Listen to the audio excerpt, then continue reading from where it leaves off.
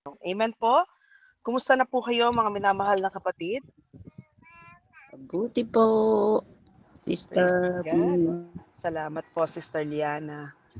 Amen. So, isa na naman pong mainit na talakayan ang ating pag-uusapan. Lalo na po tayo ngayon ay talaga namang mararamdaman natin ang biyaya at presensya ng ating Panginoon. Amen po. So, napili ko pong topic for today ay simulan po natin yung kumbaga hindi tayo dapat manatili na pa-attend lang ng prayer meeting. Hindi lang dapat mga members tayo o hindi lang tayo dapat fans ng ating Panginoon, tagahanga lang ng ating Panginoon, kung hindi maging follower niya tayo. Dapat umabot po tayo into a discipleship. That's why ang buong tema ko po sa isang buwan ay tungkol po sa pagiging um, mabuting tagasunod, follower or disciple ng ating Panginoon. Amen po ba? Kailangan po umangat po tayo, hindi lang tayo basta-basta nakikinig. Kung hindi, natataniman tayo at tayo ay magbubunga. That's why my topic for today is staying connected. Amen po? Staying in the vine that will make you fruitful. Kailangan po umabot tayo na habang tayo nakakapit sa puno ng ubasan, tayo rin po ay dapat mamunga. Dahil hindi po pwedeng hindi tayo umabot sa pamumunga, kung hindi, wala pong pakinabang sa atin ang iba. Lalo walang magiging pakinabang sa atin ang ating Panginoon. Amen po? So ang tanong, connected ka na ba kay Jesus? Amen? Paki-thumbs up lang po, paki-puso, o kung sumasang-ayon kayo sa tanong. Amen, amen. Sister B, sometimes walang signal. Nawawala. So connected na po tayo. Napakabuti po ng ating Panginoon. Staying in the vine, manatili tayo sa puno. So mula po dito, hayaan yung basahin ko sa inyo ang aking main reading and passage na kung saan dito po natin hahanguin. Napakaganda pong pagnilayan nito. So ang tunay na puno ng ubas. So from John 15 verse 1 to 8. So sa loob po ng isang buwan mahigit, ito po yung ating tatalakayin. Ito po tayo kukuha ng ating pag-aaral para makita nyo kung paano tayo tatatag dahil ganun po ang nais sa atin ng Panginoon. So from John 15 verse 1 to 8, sinabi pa ni Jesus, ako ang tunay na puno ng ubas at ang aking ama ang tagapag-alaga. Pinuputol niya ang aking mga sangang hindi namumunga at nililinis niya ang bawat sangang namumunga para lalo pang mamunga. Malinis na kayo dahil sa mga salitang sinabi ko sa inyo. Manatili kayo sa akin at ako'y mananatili sa inyo. Hindi makakapangunga ang isang sanga, malibang nakakabit ito sa puno. Ganoon din naman, hindi kayo makakapamunga kung hindi kayo mananatili sa akin. Ako ang puno ng ubas at kayo ang aking mga sanga. Ang taong nananatili sa akin at ako rin sa kanya ay mamumunga ng marami, sapagkat wala kayong magagawa kung hiwalay kayo sa akin. Ang hindi nananatili sa akin ay tulad ng mga sangang itinatapon at natutuyo. Amen po? So, mga kapatid, makikita po natin na pagkatapos tinitipon at tinahagi sa apoy para sunugin. Kung mananatili kayo sa akin at ang mga salita ko'y mananatili sa akin ay tulad ng mga sangang itinatapon at pagkatapos ay tinahagi sa apoy para sunugin. Kung mananatili kayo sa akin at ang mga salita ko'y mananatili sa inyo, ipagkakaloob ko ang anumang hingin ninyo. Ipagkakaloob ko ang anumang iningin ninyo. Napaparangalan ng aking ama kung mamumunga kayo ng sagana at sa ganitong paraan ay naipapakita ninyo na mga tagasunod ko kayo. So palakpakan po natin ang ating Panginoon sa ating napakagandang pinakinggang pagbasa na ating paghahanguin ng ating pag-aaral at discussion ngayon. Amen po? So yung alam ko po pamilyar kayo sa pagbasa na ito na binasa ko mula sa Ebanghelyo ni San Juan. Amen po? Ito po ay sinabi ni Jesus habang sila ay nasa upper room. Ito po yung nanggabi bago siya ipako sa krus. Last words po niya ito. Huling mga habilin niya sa disipulo. Mga kapatid, mayamang-mayaman po sa kaalaman at katuruan about being a true disciple, ang John 15. Ang mga binabanggit dito ng Panginoon, lalo na po nung nasa upper room siya. Ito po yung upper room na tinatawag. Ito po ay isang lugar sa Jerusalem na kung saan dito po sila nagtitipon, dito po sila nagpe-prayer meeting, dito po sila nagtatalakay ng mga halagang mga usapin at alituntunin, dito sila nagpe-fellowship, dito sila nagbabanding ng ating Panginoon at ang kanyang mga unang mga disipulo. At dito rin po nangyari ang pangyayari sa Pentecost. Amen po? So mga kapatid, napakaganda po ng in-emphasize as in-stress out ng Panginoon dito sa John 15 verse 1 to 8. The word is, manatili kayo sa akin, remain in me. Amen? Napakaganda po, ano? Why? Bakit po kaya niya sinabi ito ng paulit-ulit? Alam niyo kung bakit? Kasi aalis na siya physically. Pero ayaw niyang mapil nilang mag-iisa sila. At mawawala ng ating Panginoon ng physical, tangible, visible, and audible. Therefore, makikita po natin dito kung bakit ine-emphasize ng Panginoon itong mga salita niya from John 15 verse 1 to 8. Relationship muna ang kanyang ino-offer bago ang mga resulta kung ano man ang services na gagawin. Intimacy before impact. Relationship before result. Intimacy before impact. The big idea here, mga kapatid, is fruitfulness is not produced by striving. It flows from staying. Hindi mo kailangang piliting magbunga on your own. Ang kailangan mo, kapatid, manatili ka sa piling ng ating Panginoon. Kapatid, kung tatanungin ko kayo, as if parang napakasimple, kailan ka huling nakakita ng sanga na nagpupumilit magbunga ng nakahiwalay sa puno? Anybody here? Meron na po bang nakakita ng sanga na nagpupumilit na mamunga habang nakahiwalay siya sa puno? Meron po ba kayong nakita? Nakita mo na ba yung sanga na nag-e-effort magbunga ng sagana pero putol sa puno? Wala po, natutuyo.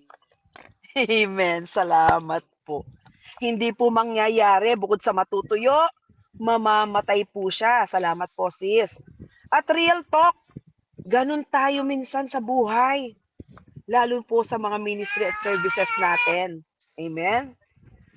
Madalas, sinasabi natin ng maraming dahilan. Alam niyo man po natin, di ba, sabi natin, pag gusto, may paraan. Pag ayaw, maraming dahilan. Kapag niyayaya sa mga gawain, banal na gawain, sabi nga po, kung meron man pong mahirap ipang-imbita, ito po ay ang mga gawain pagdating sa Panginoon. Real talk, kasi kami, mulat na mulat po kami dyan, lalo't madalas nasa personal gathering po kami ng mga prayer meeting, mapasimbahan man yan, mapa-community, at mapa mga prayer group. Ang reason nila, Sister, a-attend ka ba? Busy ako eh. Medyo pagod ako. Na-stress ako, baka hindi ako makapag-concentrate. Burnout na ako sa ministry. Pagod ako sa school. Pagod ako sa work. Pagod ako sa mga gawain at gampanin sa bahay at pamilya. There are so many reasons. Amen? Ganun tayo minsan sa buhay at ministry. Kaya sasabihin, masama ang aking pakiramdam. Na tila ba, mas lalala ang sakit kapag umattend ng prayer meeting. Kasi feeling natin, kaya natin on our own.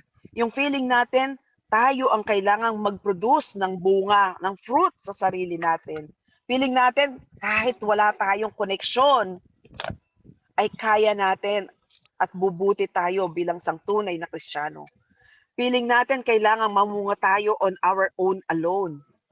Mga kapatid, sa John 15 verse 1 to 8, nilinaw po ni Jesus, hindi ikaw ang source, kung hindi siya. Trabaho mo lang mag-stay connected sa Kanya. Amen po? Alam niyang iiwan niya ang mga disciples. Kaya ang last words niya sa mga disciples, manatili kayo sa akin. Ganon din po ang panawagan sa atin. Kung gusto mong tumatag, kung gusto mong manatili, na ang buhay Kristiyano mo ay masigla, maalab, at talaga namang magniningas, manatili tayo sa Kanya. This is about relationship before results, intimacy before impact. Amen? Sinabi po ito ni Jesus sa upper room. Gabi bago siya ipako sa krus, last words niya sa disciple, manatili kayo sa akin. And here we can see clearly the purpose. Layunin muna bago ang mga services, ang mga assignment o trabaho. This is about relationship before results. Sabi ko nga kanina at paulit-ulit. Why? Kasi nga aalis na siya physically. In our modern day, after 2,000 years nang umalis ang Panginoon, hindi na siya katulad dati, nakakaharap ng lahat. Physically, visibly, tangibly, audibly. Pero gumagamit po siya ng paraan kung paano napapahiwatig niya sa atin ang kanyang tunay na presensya. Noon, alam niyang aalis siya physically. Alam din niya ngayon, kaya nga pinangako po niya yung banal na Espiritu Santo eh. Amen? Kaya ayaw niyang mapil nating mag-iisa lang tayo. Noon, ganun din. Ayaw niyang mapil nilang mag-isa sila. Kaya inoffer niya yung relationship. Manatili kayo sa akin. Kaisa niya. Amen?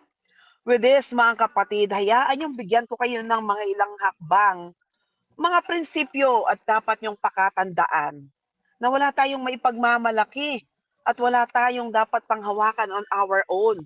Nakatunayan, dapat tayong manatili sa Kanya at dapat lamang ang Kanyang panawagan ay sundin natin. Number 1, your identity is a branch, not the vine. Amen po, ulitin ko po. Your identity is a branch, not the vine. Sabi po sa verse 13, verse 1 to 3, ako ang tunay na puno ng ubas at ang aking ama ang tagapag-alaga. Your identity is a branch, meaning sanga ka lang. Not the vine, ibig sabihin hindi ikaw yung puno ng ubas. Hindi ikaw ang source. Sino ang source? Diyos. Pakisagot po, sino ang source? Jesus. Amen, si Jesus. Jesus is the vine and we are only the branches. Si Father God o ang Ama naman ang gardener. Ikaw, ako, tayo, sanga lang po tayo.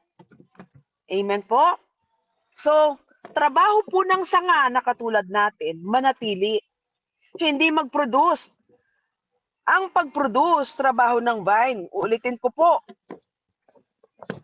Job description ng sanga na katulad natin, mag-abide, hindi mag-strive. Yung pagbubunga, trabaho yun ng vine na dumadaloy sa atin. Yung pagbubunga, trabaho yan ng vine na dumadaloy sa iyo, kapatid. And real talk, hindi ka hihinga ni Lord na maging strong enough. Ang gusto niya, maging connected enough. Amen? This is my encouragement to all of you na nakikinig ngayon. Hindi mo kailangan maging strong enough para kay Lord. Kailangan mo lang maging connected enough. Kasi kapag konektado ka, all things follow. Lahat magagawa mo na. Magiging strong ka, magiging malusog ka, magiging malakas ka, at lahat ng supplement dadaloy sa'yo. Kaya nga makikita mo na pagod ka na, ikaw na naggawa ng lahat ng gawain, masaya ka pa.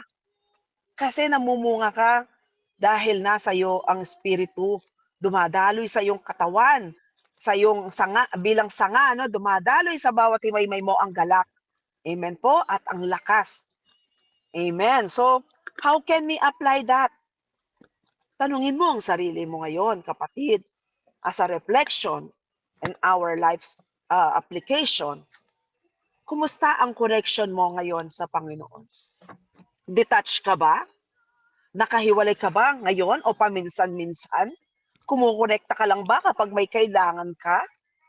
Amen? O madalas, nakahiwalay ka?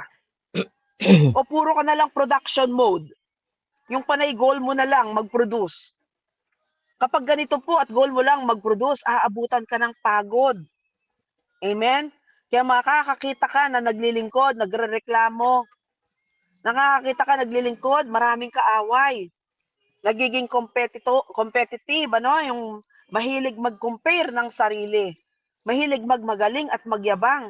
At mahilig ding mangmaliit ng kapwa. Kasi, ang goal mo lang mag-produce. Alam niyo po, sa Bible, may nangyaring ganyan. Napakaraming ginawa para sa Panginoon. Pero, yung lahat ng ginawa niya, wala doon ang gusto ng Panginoon. Kilala niyo po siya po si Marta. Ang daming ginawa. Siya po yung lingkod na aligaga. Pero ang saklap, sa dami ng kanyang ginawa, wala doon ang nais ni Lord. Sa bandang huli, ano nangyari kay Marta? Nagkwenta siya. Lord, di mo ba nakikita? Parang ganun no? Yung kapatid ko, nandyan lang sa harapan mo. Hindi man lang ako tulungan sa gawain. Amen? At naging boss siya. Pagsabihan mo, Lord, ang kapatid ko, kalain mo, inutusan si Lord. Madalas ganun tayo no? Para bang dinidiktahan natin si Lord. Amen? Sa nangyayari sa buhay natin, halos diktahan natin si Lord sa gusto nating mangyari. At nagiging conflicting ang pinakamalala. Magkakaroon ng galit, naiinis sa kapatid habang siya nagpapakapagod. Ayun siya at nakikinig sa Panginoon na sa bandang huli, siya pa ang napansin ng Panginoon. My dear brothers and sisters, kapag ka ang focus mo lang, puro lang production mode, at hindi ka connected sa nais ng Panginoon, at ang ginagawa mo ay hindi nakaayon sa will ni Lord, aabutan ka ng generosity fatigue. Ano po yung generosity fatigue? Mapapagod ang iyong kabutihan. Ako na naman. Ang dami ko nang ginawa, kayo naman. So, ganun po yun. Amen? Pero kung connected ka kay Lord, dito po papasok yung sinasabi nating kung ang dalawang mata na ng Panginoon ang nakatingin sa'yo, kaninong mata pa ang kailangan mo? Ibig sabihin, kahit ikaw na ang mag-isang gumagawa, ang mahalaga, masaya ka habang ginagawa mo ito para sa Panginoon at para sa kapwa, then wala kang titignan na kahit anong negatibo. Amen? Anyway, alam mong ginagawa mo yan para mabigyan ng pleasure, kaluguran ng Panginoon, at mabigyan siya ng kaluwalhatian. Sabi nga po sa 1 Corinthians 10 verse 31, whether you eat or you drink or whatever you do it for the glory of God. Na ang lahat ng gagawin mo, pagbibigay ng kaluwalhatian at iniukol mo lahat ng gagawin mo sa buhay mo sa ating Panginoon. Meaning, lifestyle mo na ang maging mabuti dahil nakakapit ka sa Panginoon. Amen po? Number 2, mga kapatid, pruning hurts, but it heals. Amen? Kabisado niya po ba yung salitang pruning? Are you familiar with the word pruning? Yung Nakakita na po. Amen po, sister. pinuputulan po. Pinuputulan Yes po. po. Salamat po, Sister Liana, sa masigla mong pakikipagtalakayan. Tama po yon. Kung nakakita na po kayo ng talbos ng kamote, no? Yung tinatalbusan. Alam niyo, napansin niyo po ba, habang pumipitis kayo, tinatalbusan niyo yan, lalong lumalago. Amen? Lalong nananariwa. So, ganito rin po tayo. Kung tayo nais nating maging tunay na tagasunod, an effective and fruitful disciple, then humanda po tayo sa pruning. Pruning hurts, but it heals. Amen po? Sa verse 2 at saka sa verse 6, may binanggit doon sa John 15, ang bawat sangang namumunga ay nililinis niya upang lalo pang magbunga. Amen po? Kapatid, masakit ang pruning, pero may purpose. Dalawa pong klase ng sanga ang pinuprune. Una, yung walang bunga. Yan po ay tuluyang inaalis. Pangalawang klase ng sanga, yun po yung may bunga. Yun yung nililinis at yun din ang pinuprune. Amen? Sa pruning po, ito po yung pain with a purpose. Masakit, mahirap, at hindi mo basta-basta matatawaran, ngunit may dakilang layunin sa atin ng Panginoon. Tinatanggal ni Lord yung good things na humaharang sa best things. May bunga ka na, pero nais niyang lalo ka pang mamunga. Yung matamis na ang bunga mo, pero gusto niyang lalo pa itong patamisin. Tanong, mga kapatid, namumunga na po ba kayo? At kung namumunga na kayo, anong klaseng bunga meron kayo ngayon? Matamis, mapakla, maasim, mapait? Amen po? Amen? So mga kapatid, God's loving way ang pruning. It is a tough love, yung ginagawa niyang pagpuputol o pagtatanggal. Tinatanggal niya yung mga good na humaharang sa best version natin para sa purpose ni Lord sa atin. Example, ano ang tatanggalin dapat? Yung mga busyness, yung dahilan kung bakit tayo busy. Yung pagiging abala mo.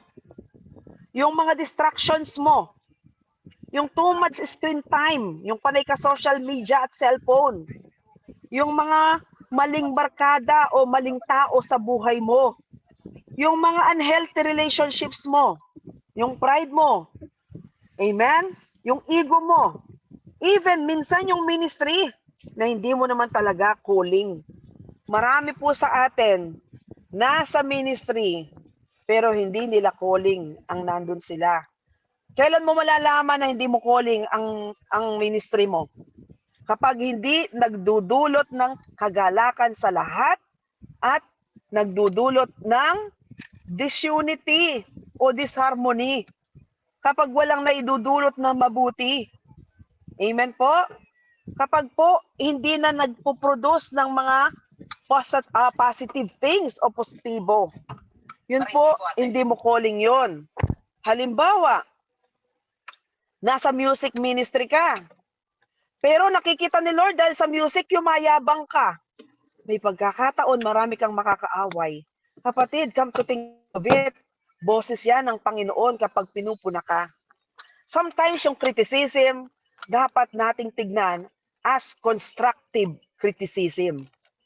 Merong mga pagtutuwid na mga puna na kapag pinuna ka, maging challenge ito sa'yo para pagbutihan mo. Amen? At salaminin ang sarili mo. Minsan, ang kapwa natin, yan po yung gagamiting salamin sa atin. Mirroring, ika nga.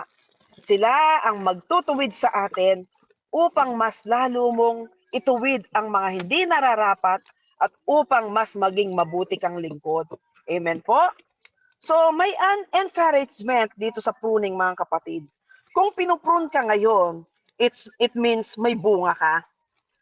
Dahil hindi mag-aaksaya ng time si Lord maglinis ng sangang wala siyang plano. Minsan nasasaktan tayo kapag tayo parang dinadarang sa apoy, ang dami mo nang ginawa, nag-effort ka, pinagdasal mo naman, tapos feeling mo parang hindi sapat. Alam nyo mga kapatid, minsan maging aware po tayo. Para tayong puno, hindi ka naman pupukulin kung wala kang bunga. Nakaka-attract ka, kaya meron pong mga pumupukol. Amen po? Sa halip na mag-sour graping ka o sumama ang loob mo, smile at the Lord and offer whatever you do to Him. And tignan mo rin, baka naman may dapat ka ring ayusin. Mabunga ka, pero kailangan mo rin tignan kung ang mga bungang ito ay papakinabangan ng iba, ng mga taong nakapaligid sa iyo. Amen po?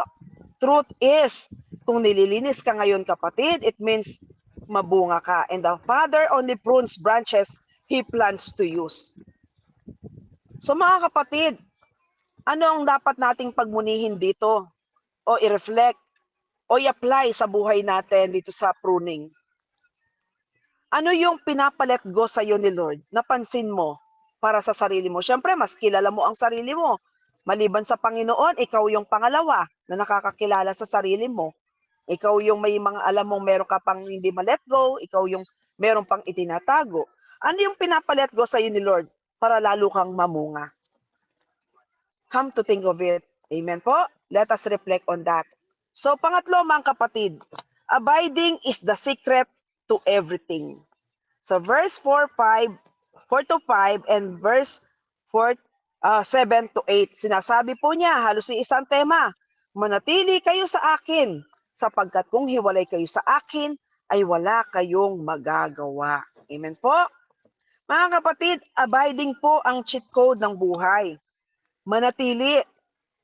Pag manatili, you will abide. And if you will abide, you will remain. Anong ibig sabihin nun? You will stay at huwag kang bibitaw kahit ano ang mangyari. Doon po sa John 15 verse 1 to 8, kung babasahin po ninyo ito, mga kapatid, 11 times po binanggit. Amen? 11 times po na sa mga verses na ito binasa ko, binanggit ni Jesus. Yung sabi niyang, remain in me, manatili kayo sa akin.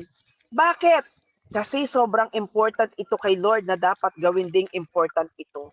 I realize this, my dear brothers and sisters. Kapag may important kay Lord, whenever there is important to God, He makes it into a commandment. Bakit ginagawang commandment, utos ng Panginoon, ang mga bagay na mahalaga sa Kanya? The reason is, upang gawin din nating mahalaga ang mga bagay na pinapahalaga niya. When something is important to the Lord, He makes it into a commandment. Upang gawin din nating importante ito. Why? Kasi mahalaga tayo sa Kanya. Why? Kasi mahalaga din ang kapwa natin sa Kanya. Amen po? So, dito po pumapasok at makikita natin, may formula po na sinasabit nais ng Panginoon na pag-ukulan natin ng pansin. Ito po yung formula ng kingdom. Ang formula ng kanyang kaharian. Ano po yon? Ito po yung connection that will result to production. Intimacy para magkaroon ng activity. Amen po? Tatlo ang magiging resulta if we will abide or tayo susunod or mananatili or stay connected sa Kanya. Number 1, you will bear much fruit. Mamumunga ka ng sagana. Ang sabi po sa verse 5 sa wikang Ingles, I am the vine, you are the branches. If you remain in me, and I in you, you will bear much fruit.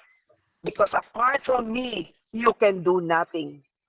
So makatwid, mga kapatid, napakaliwanag. Hindi ikaw, hindi ako, hindi tayo, kundi si Jesus ang magbubunga through all of us. Amen?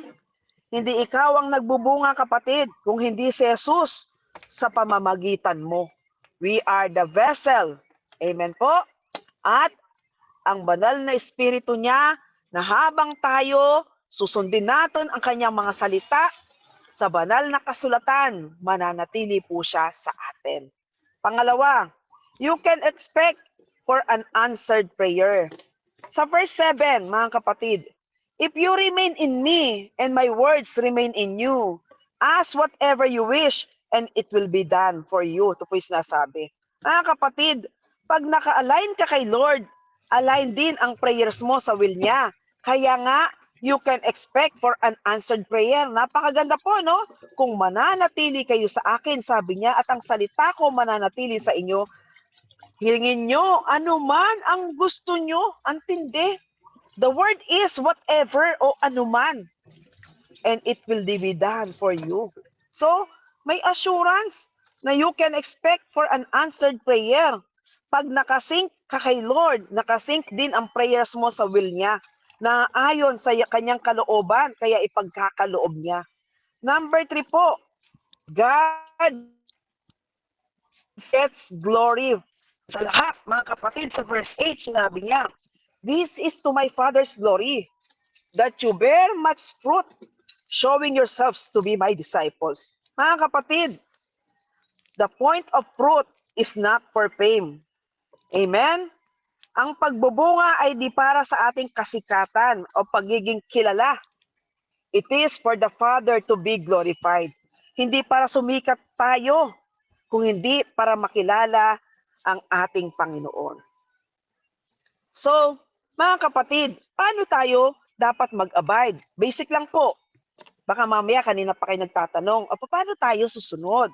Sa pamamagitan po ng kanyang mga salita, tapos dagdagan mo ng panalangin, dagdagan mo ng obedience, dagdagan mo ng community, ng mga kasamang mga tao ng ating Panginoon o mga lingkod na katulad ng mga kasama natin.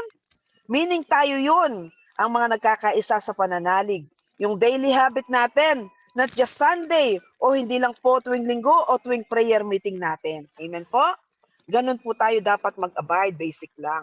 Ulitin ko po, word plus prayer plus obedience plus community life or church life. Amen po? At yung daily habit natin. Now, merong pong warning. The warning is, nakalagay po sa verse 6, kung ang sino man ay hindi nananatili sa akin, siya'y itatapong gaya ng mga sanga at natutuyo. Kaya, pumili ka, kapatid. Ipanggagatong ka na lang o itatapon dahil ikaw ay matutuyo? O gusto mong manatili ka upang ikaw ay mamunga ng sagana? Dalawa lang, pagpipilian. Pero napakatindi po ng warning sa akin. Kung sino man ay hindi nananatili sa akin, siya itatapong gaya ng sanga at natutuyo. Ito po yung matinding paalala. Mabigat po ito, pero ito po ang katotohanan. If you will be disconnected, you will dried up. Walang fruit, walang fire, walang impact, walang result. Amen po? And wag po natin ding ipagkakamali. Yung sinasabi ko po ngayon at dinidiscuss sa inyo, it doesn't pertain, amen? Hindi po ito tungkol doon sa salvation. Amen? Hindi ito about losing salvation. It is about losing your purpose and usefulness.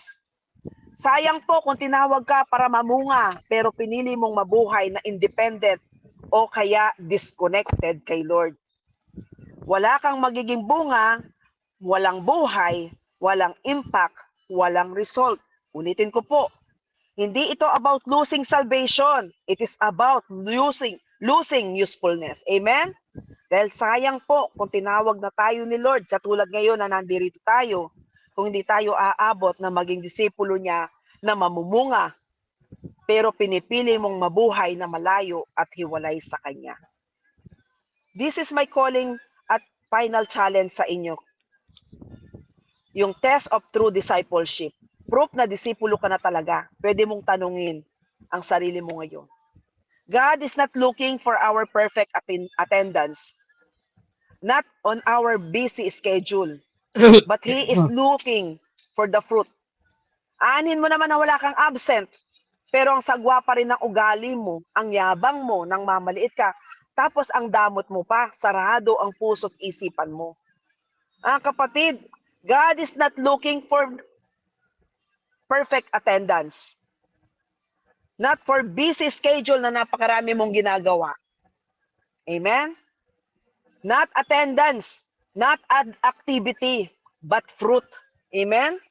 Sa verse 8, sa ganito'y lumululhati ang aking ama na kayo'y magbubunga ng sagana at sa gayo'y magiging mang-alagad ko kayo.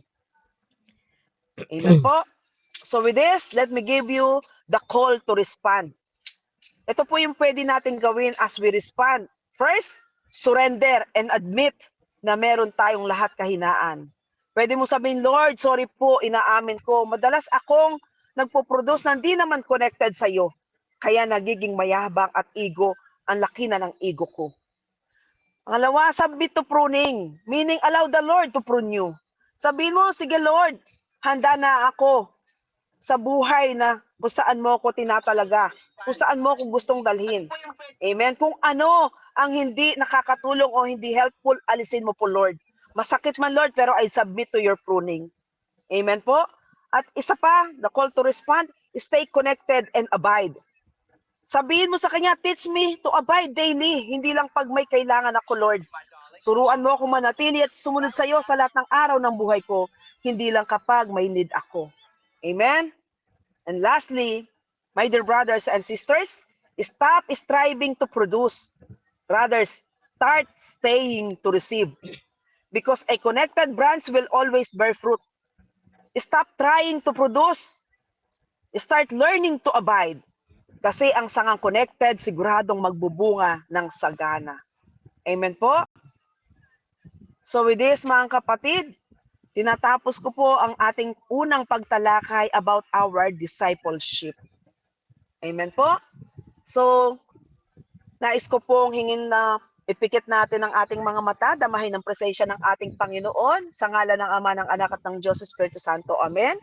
Panginoon, kami po'y dumadakila, nagpapasalamat, nilululhati ka namin sa banal na oras na ito. Panginoon, gawin mo po kaming karapat-dapat, maging matibay, na maging connected sa iyo all our entire life. Na kahit ano pang bagyo at kuno saan dumating, hindi po kami makakabitaw, and we will remain and connected with you.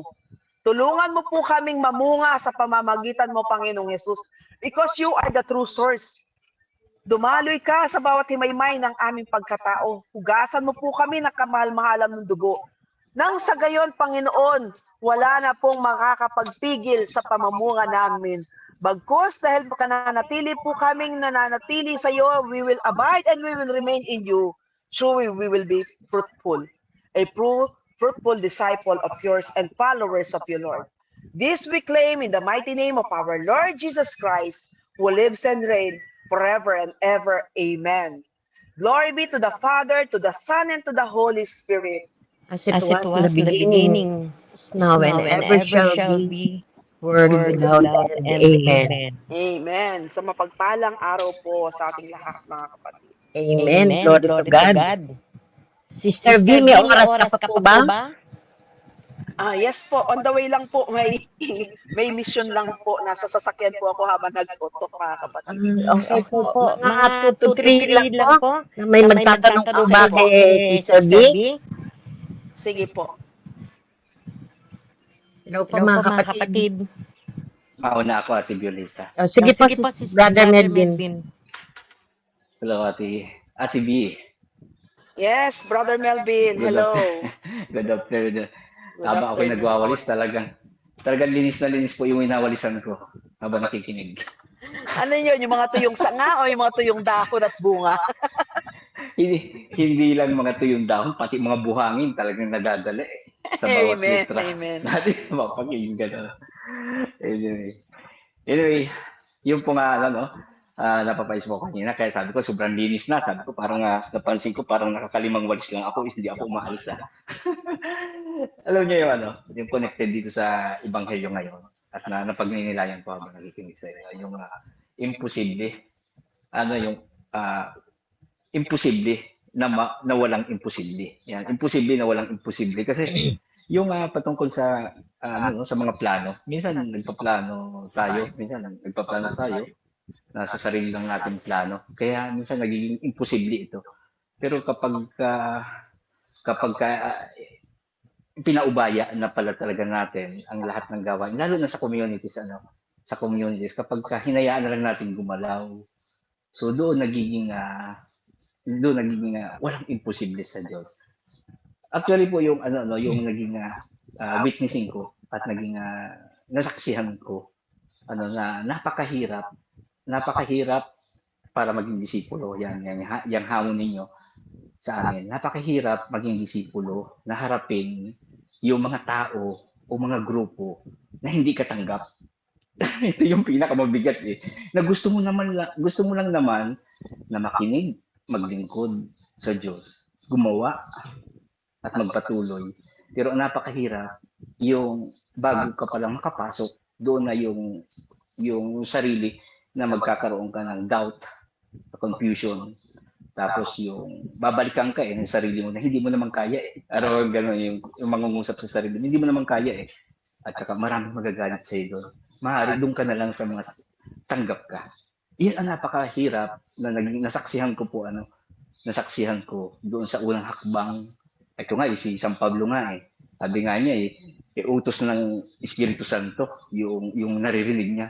At siya lang yung may pakikipagrelasyon sa ating Panginoon Diyos. Napakabigat nun. At ito yung nabanggit niya sa topic niya, yung unahin muna yung relasyon sa Diyos. At yun po yung sabi ko, nasaksihan ko at yung testimony ko, napakahirap nun na makisama, maglingkod sa iisa.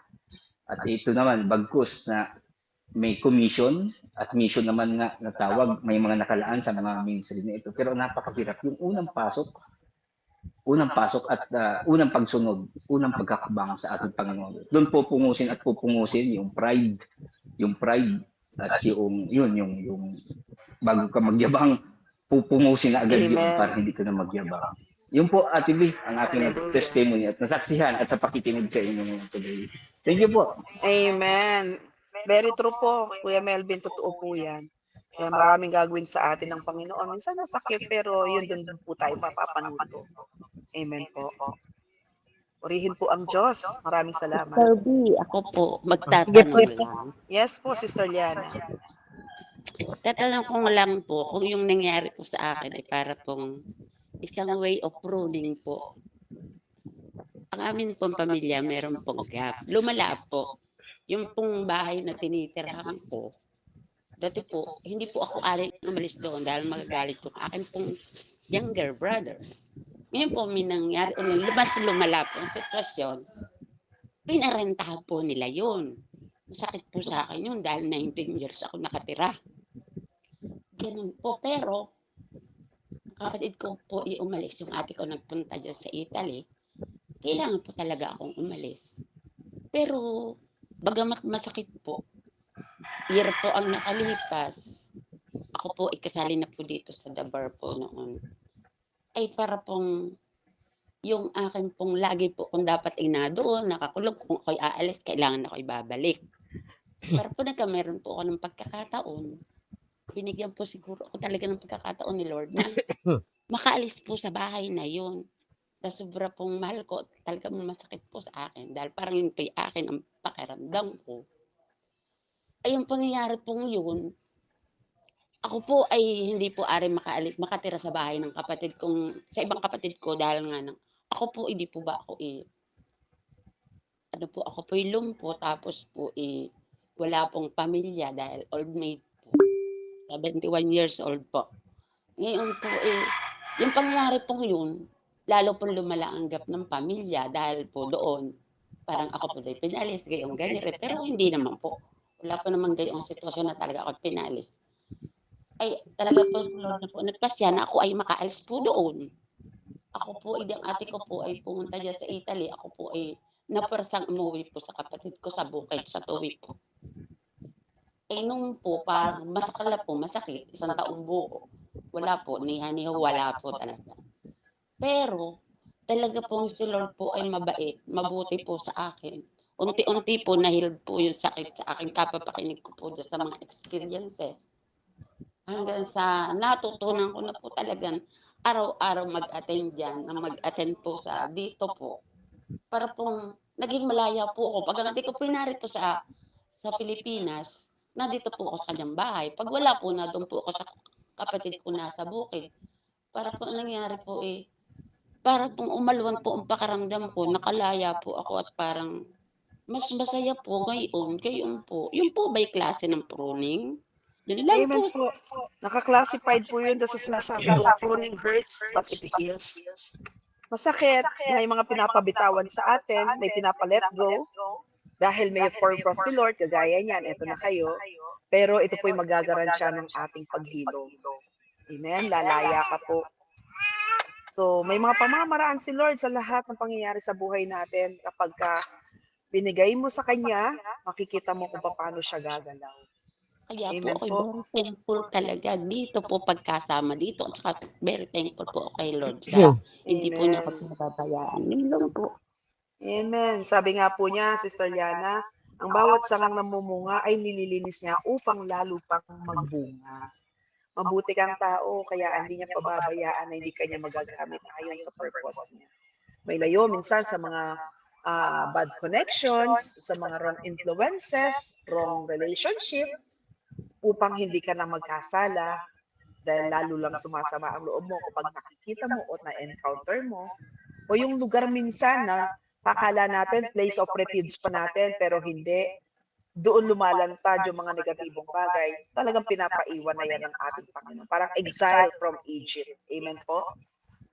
Salamat po, Sister Liana. Sige po, Sige po, Sister Sister Fel. Fel.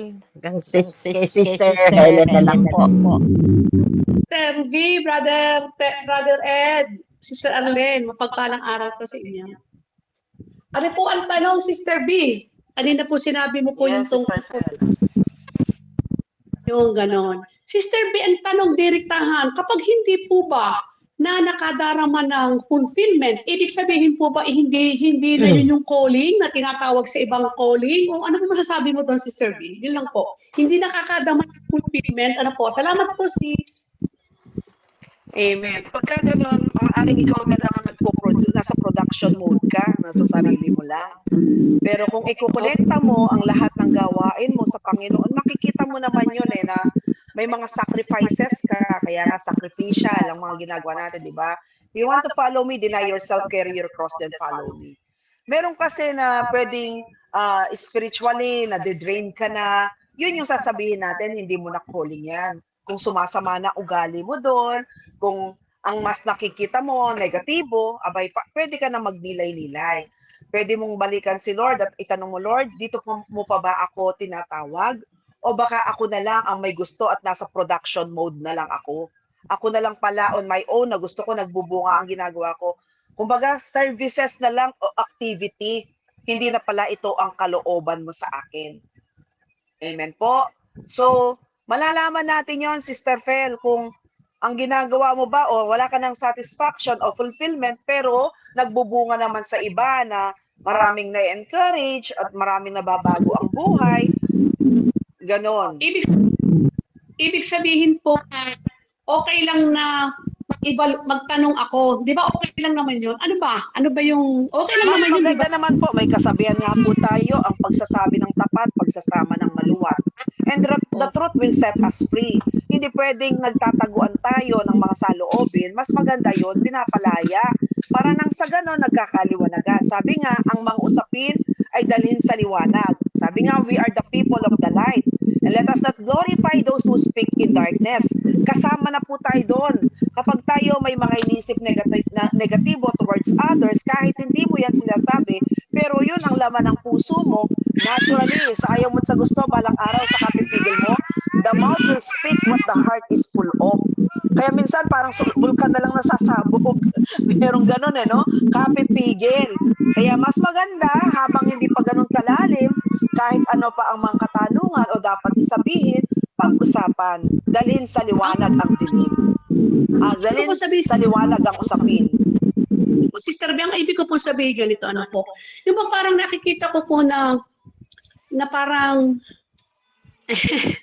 o baka magkamali ako Parang kung halimbawa yung,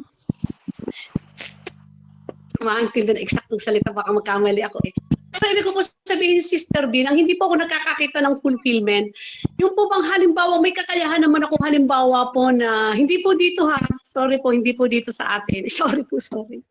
Yung parang bang, kaya sabi ko po hindi ako nakakaranas po ng fulfillment, ay parang meron naman akong pero na hindi sa aking galit. Pero parang hindi po tanong, hindi ako kinoconsider. Kaya so ang tingin ko, parang ganon at ganon. Dahil nga po, ayun, sister ako, hindi ko lang po para sabihin. Sorry. Sister B. Ayun po. Sister B. Nawala na. Nasa makin na sila Nandiyan pa siya. Pero parang maingay yung kanyang Itatanong ko na kami nag-personal. Yung po kaya sinasabi kong walang Hindi ko alam kung ano yung direktahang tinutumbok, Sister Fel. Ano po? Medyo nawawala po yung aking signal, Trop. Ibig ko po sabihin ng parang hindi ako makadama ng fulfillment. Yung pong hindi ko alam kung yung pong may kakayahan akong magbahagi ng kunti kong nalalaman base po sa aking pero kung hindi po naman tinatanungan o hindi ako nahihinga, paano po ako magbabahagi? Kung ibig ko sabihin, Sister sabi ko, hindi ako Hello. fulfillment na parang nais galing sa akin, Panginoon, galing sa mga tunay. Pero kung hindi po ako hinihingan, ay ako na po ay alanganin na magkuha. Kaya po sinabi ko na hindi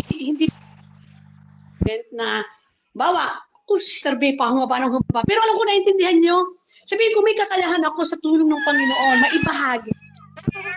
Hinihinga.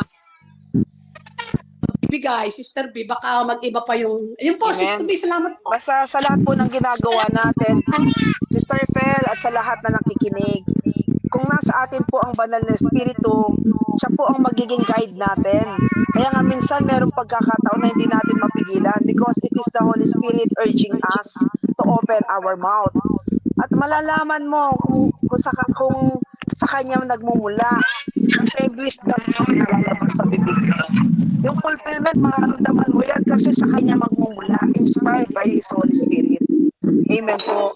So kaya nga po tayo laging nakasoak in prayer na nakakonected tayo sa Kanya para lahat ng ginagawa natin ay ayon sa Kanyang grasya at habag. Amen po. Tapos ang hirap po magbigay ng evaluation. Hindi naman lahat ay handang tumanggap. Salamat po, Sister B. Salamat po. Salamat po, Sister God Fel. will bless po. Salamat po. Amen po. Isa na lang po, Sister Helen. Hello po, magandang umaga, magandang hapon, Sister V. Ako Gandang rin, hapon, Sister Helen. gusto ko rin mag-share, Sister V. Kasi since na lumaki ako sa Lola, mayroong nung mga first year, after graduation ng 4th year, ay pumunta ako sa Mindanao, doon ako tumira sa dalawa kong tiyahin. So ang isa kong tiyahin ito ay medyo boyes. So doon ko naranasan yung pananakit, no? Sinasabunutan ako, tinatadyakan ako pag may kausap akong lalaki na hindi ko naman boyfriend. So, ibig sabihin, sa madaling salita, ay hindi ko alam kung nagsiselos yun. So, at the end, umuwi ako sa Pilipinas na wala akong pinagsabihan noon, no? Sa lahat ng naranasan ko na, ibig sabihin, ang hirap. Nung nasa sa mga ilang years pa lang, ito na ngayon, napagtanto ko sa sarili ko na, Sister B, bakit, di ba pag ginanyan ka, natanim ka ng galit dahil bakit ka ginawa. So, ina-accept ko yun dahil alam ko, spoiled ako masyado dati na lumaki ako sa lola at lolo sa 10 magkakapatid ng tatay ko. So, siguro, hindi ko matanto dahil ngayon may anak siyang 3 na puro babae. Sabi ko, paano kaya yung mangyari nun? Nagsiselos din kaya siya? Pag may nanliligaw, ngayon yung dalawa niyang anak, may mga anak na rin. So, asa ngayon, nung mga 5 years ago, nasabi ko yun sa nanay ko at sa kapatid ko, na yun ang naranasan ko, parang natulala sila. Sabi ng kapatid ko, bakit ganun? Kasi tinatadyakan ako, pagbukas mo ng pintuan, nandyan siya, nakikita niya, nakipag-usap lang ko sa mga classmate ko dahil sa harap ng school, tadyak ang abot ko. So, sabi niya, bakit ganun? So, minsan napaisip ako, Sister B, na tinanggap ko siguro yon dahil yun ay binago ako. Kasi kung hindi yun sa mga ganung pamamaraan, dahil alam niya na sobrang spoiled ako nung maliit ako, siguro hindi ako nagiging matured sa sarili ko, hindi ako natuto hanggang sa ngayon na ginagabayan ako ni Lord. So, tama ba yun, Sister B, no? Na ang iniisip ko, kaya hindi ako nagtanim ng galit doon kasi minsan ay, nga, bakit ganun? Hanggang ngayon, Sister B, sobrang close kami. Niyayaya niya ako na doon na lang daw ako titira sa kanya dahil mga anak niya ay may asawa na at magkasama kami. So, salamat sa Diyos, Sister B, dahil hindi ko maisip-isip. Siguro on that time, talagang nasasaktan ako dahil biruin mo, sasabunutan ka, tatadyakin ka, no? Pero ako nagpapasalamat sa Diyos dahil inangkin ko yun para sa pagbabago siguro ng ugali ko. So, isa pa na isi-share ko, Sister B, bakit, kagaya noon dito sa meron siyang 2 adopted. parang inaano ko dito sa ating sinabi mo na ah, kung anong puno, yan ang magiging bunga. So, ibig sabihin, Sister B, yung mga nag-a-adapt na yun, kahit man anumang tinuturo ng mga bagulang, ay hindi nila nagagaya. Ibig sabihin, hindi sila nakakonect. Although na sila naman ang nagpalaki mula nung maliit sila, hindi ginagaya o hindi nasunod kung ano yung mga nagawa ng mga magulang na dapat, kasi kinukumpare ko yung anak niya dito. Minsan tinatanong mo, Senyora, bakit ganito ka naman? Bakit hindi nagaya nung anak? Parang ganun, Sister B. So, anong ibig sabihin doon? Not because hindi sila magkadugo, kaya talaga iba yung sinusunod ng batang yun? Marami po kasing factor, kagaya niyan, kami po nagbibigay sa parenting. Total, ang tema po nung binahagi nyo ay sa pagiging dugo na nananalaytay sa pinanggalingan. So, hindi naman necessary na kung ito'y magulang, ang anak magiging ganito. At alalahanin po natin sa atin bilang mga magulang, kahit isang pundasyon, magkakaiba ang nagiging ugali ng mga anak. Kahit isang rules at pamamalakad, magkakaiba. Kasi most of the times, hindi naman din sa atin nakakakuha ng influence yan. Malaki rin po ang influence sa labas. Ang mahalaga ay nabigyan natin sila ng parenting guidance. Sabi nga po sa Proverbs, nakalagay po yan. Natuturuan natin ang mga anak natin the way they should go. So ito po yung magre-remind sa atin. At the end of the day, parang yung prodigal son din. Magiging pagdating ng araw, marirealize naman din po natin, minsan din po tayong mga naging anak.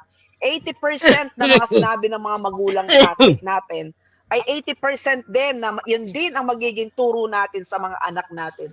Kasi doon natin marirealize, kaya pala ganito kahigpit, tough love pala yun, may matututunan pala ako. Sa atin sa Panginoon, ganun din po. It's a way of pruning na pababayaan tayo on our own bilang mga anak para may matutunan tayo. Kung lalo na kung pinipigil tayo, pinuprun tayo, pero nagpupumiglas tayo, then He let us to do it on our own. Para matuto tayo, magkamali man tayo. Sometimes yun din po ang magiging wisdom natin. Yung nangyari po sa inyo, yung sabi nyo, tinatadyakan, sinasaktan kayo. Tapos ngayon, hindi naman ninyo tinanim. Kasi nakita nyo naman, nagbunga naman po ito ng mabuti. And by the way po, yung pinag-uusapan natin dito na pruning na with a purpose, ito po yung nagbubunga na nagkaroon tayo ng magandang relasyon sa ating Panginoon. Na in turn, naging mabuti tayong tao. Amen po. So, yun po yung sinasabing nagbunga tayo, mas naging mabunga. May mga pangyayari sa buhay natin na ayaw nating balikan, pero kung titignan natin, yun din po yung nagdala sa atin sa magandang kasalukuyan. Amen po. Amen po. Salamat po, Sister B. Salamat. Salamat po. God bless po. Sister V, may mahabol pa. Sister Feli Walker.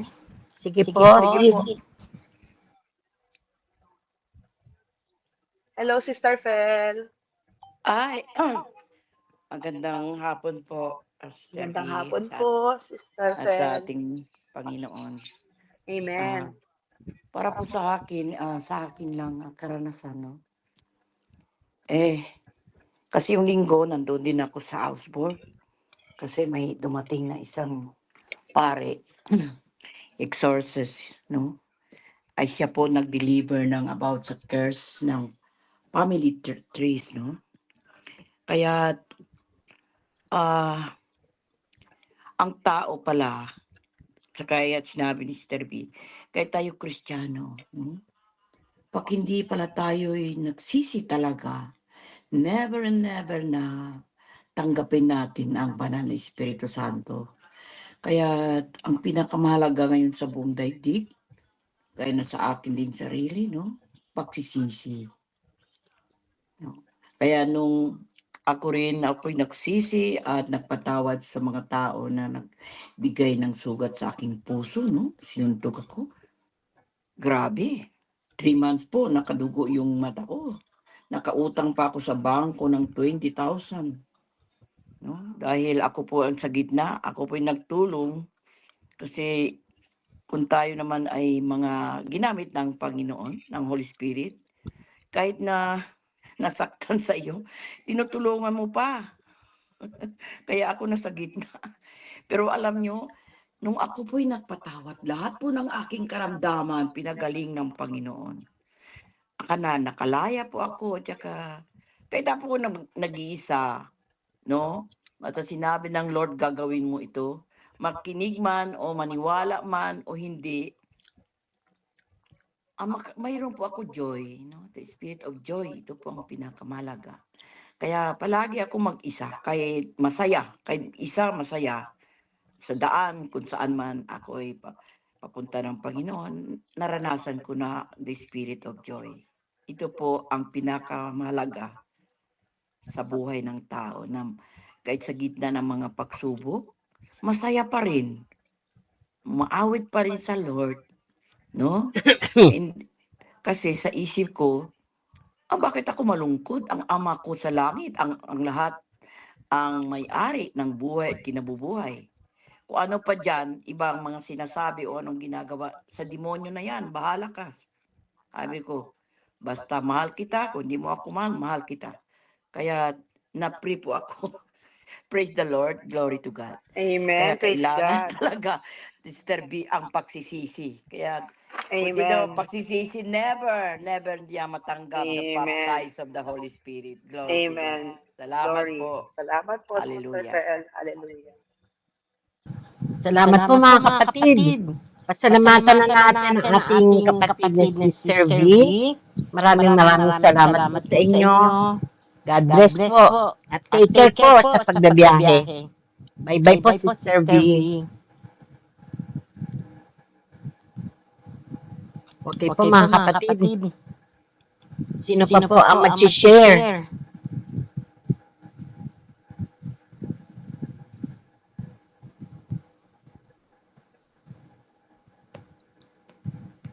Sino po ang magbibigay ng reflection sa ating mabuting balita?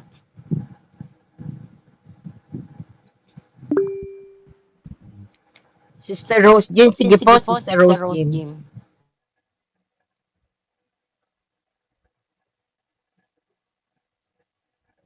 Teka, nakasingit na konti. Nasa banyo lang. Ganina. Ano bang tanong ni Sister Phil kanina? Parang hindi siya nakakaramdam ng fulfillment ba yun? Sister, fulfillment ba yung sinabi mong words? Gusto ko lang dugtungan ng personal kong reflection.